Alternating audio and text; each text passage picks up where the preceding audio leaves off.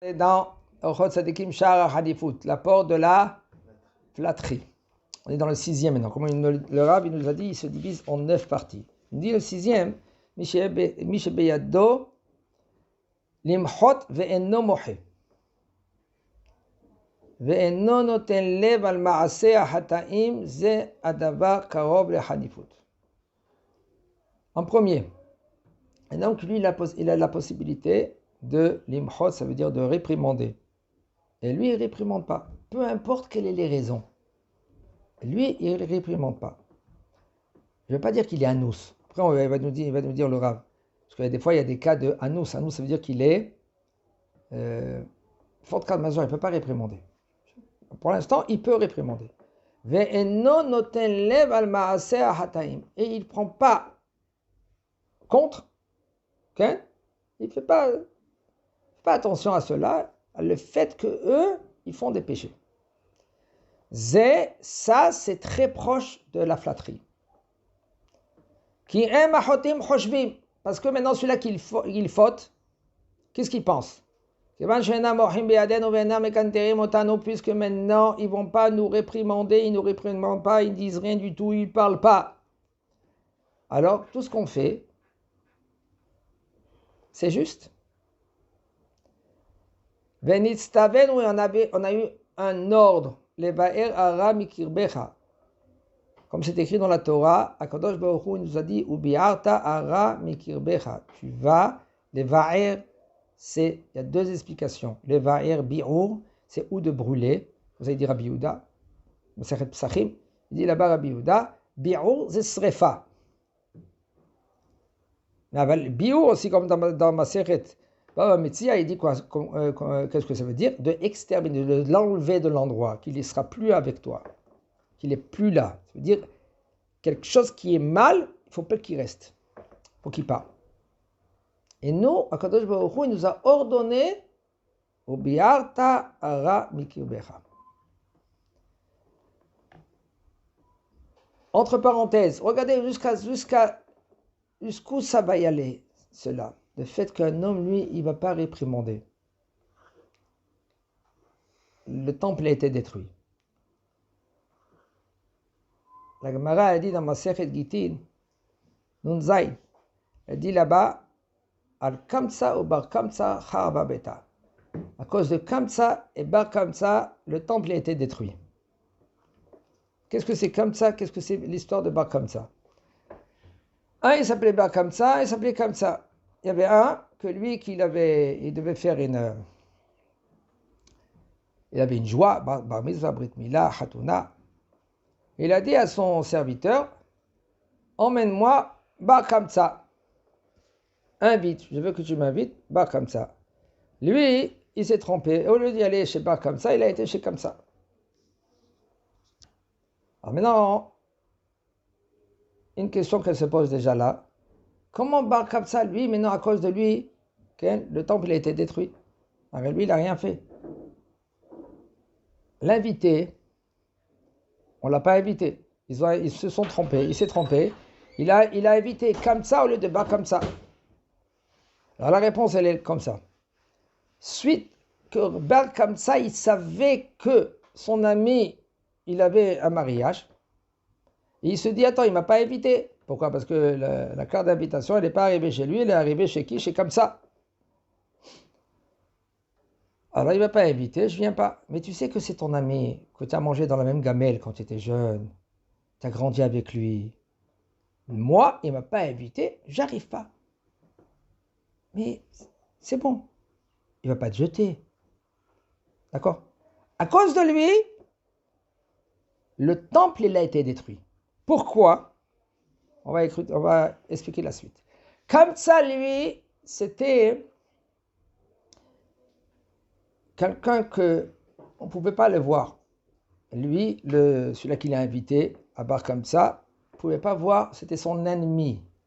Et maintenant, comme ça, il est arrivé, il a dit, bon, peut-être il veut faire shalom avec moi, c'est pour ça que je vais y aller maintenant sur le mariage de sa fille.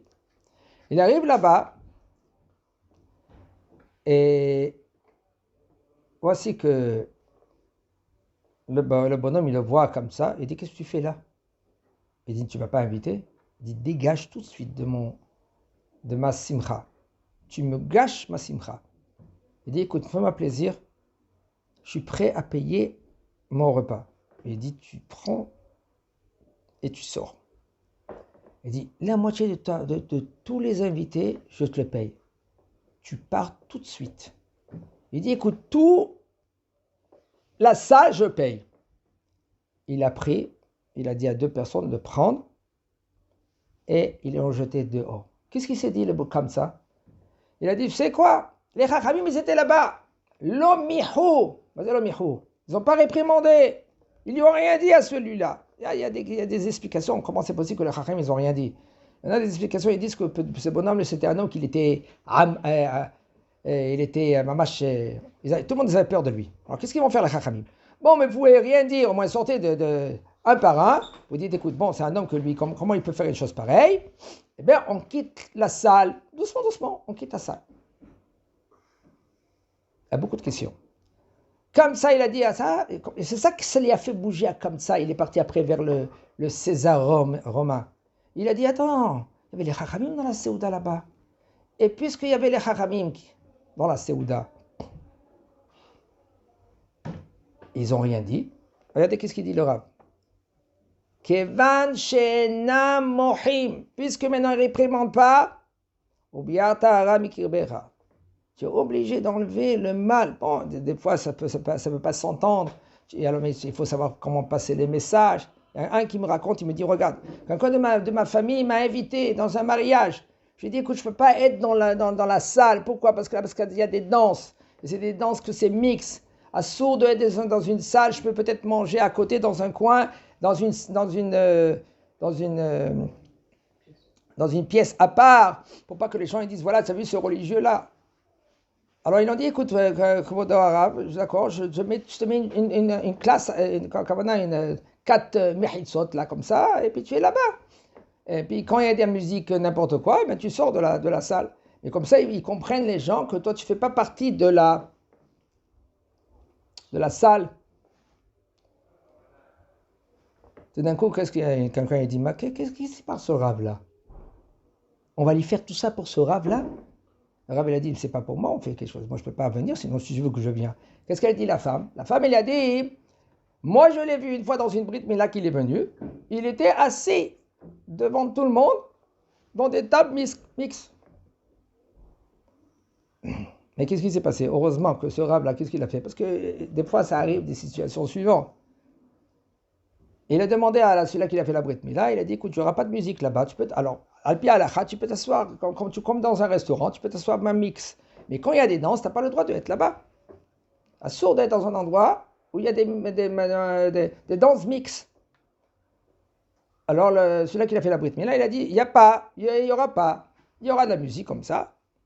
Et tout d'un coup, au milieu de la Brit Mila, il y a une dame qui s'est levée, elle a commencé à danser. Et une autre dame, elle s'est levée. 4 dames, ils sont levées. Un homme, il s'est levé. Qu'est-ce qu'il a fait, le Rav? Excusez-moi, il a pris son assiette, il est parti dans le couloir. Comment maintenant ils ont calmé l'affaire? Quelqu'un, il a dit, non, mais le Rav, dans cet endroit là-bas, il a pris son assiette, il est sorti. Alors là, il s'est calmé. Pourquoi tout cela? Même que c'est un peu délicat, les choses. Aval, c'est obligé l'imchot. L'imchot, ça veut dire de réprimander. Aval, bekavod. Sans faire la guerre. Sans crier. Sans faire les remarques. Tu peux, oui, réprimander. Mon frère, je t'aime. Pas devant tout le monde. Comme même, il y en a des gens qui disent, dans la Beth Knesset, ils parlent. C'est grave, c'est une avéra très grave. Là-bas, à la Shoah, tous les Beth Knesset, ils étaient, en Allemagne, ils ont été détruits. Sauf une Beth Knesset. Ils disent, vous savez pourquoi? Parce que dans la Beth Knesset, là-bas, ils ne parlaient pas. C'est bas, maintenant, d'accord. On comprend que c'est très grave. Mais tu ne peux pas maintenant... Il y a un qui parle, il parle comme ça, tu vas commencer à dire chut, chut, pendant toute la tefila. Tu veux prendre ce bonhomme et tu veux lui, comme une fois le Rav Ovadia Zatzal, il y en a un qui parlait la Beth Knesset. Vous savez qu'est-ce qu'il a fait? À la fin de la tefila, il est venu vers lui, il a dit, écoute, Mamash, ça va me faire plaisir si tu peux m'accompagner chez moi à la maison. accompagne-moi chez moi à la maison, parce que je suis seul. Il a dit à son fils, vite partir. Okay? Et le bonhomme, il a dit, d'accord, Rav, je vais t'accompagner à la maison. Et il l'accompagne à la maison, il dit, écoute, je comprends qu'il y en a qui parlent à la Beth Knesset. Si c'est possible, je te mets en garde, que toi tu vas surveiller, celui-là que lui il parle, tu viens, tu lui parles béchéquet, gentiment, et tu vas lui expliquer qu'on ne parle pas à la Beth Knesset. Tu peux être responsable de cela. Alors, à qui il a mis responsable? À celui-là qui parle. Il a arrêté de parler, le bonhomme. Il faut être racham. C'est pas écart quand tu es à ta porek. Porek, ça veut dire que tu te décharges toute la haine que tu as. T'as vu, celui-là, il parle, il faut le défoncer. T'as pas compris, il faut le, d'accord? Non. Qu'est-ce que tu veux le faire? Tu veux l'aider. Tu veux le faire, tu veux le mal qui est parmi toi, des fois, qu'est-ce que tu dois faire? Il faut que tu l'enlèves. Il t'a pas dit comment. C'est à toi, être. Ben, ça, Hashem, Hashem, Zakenu.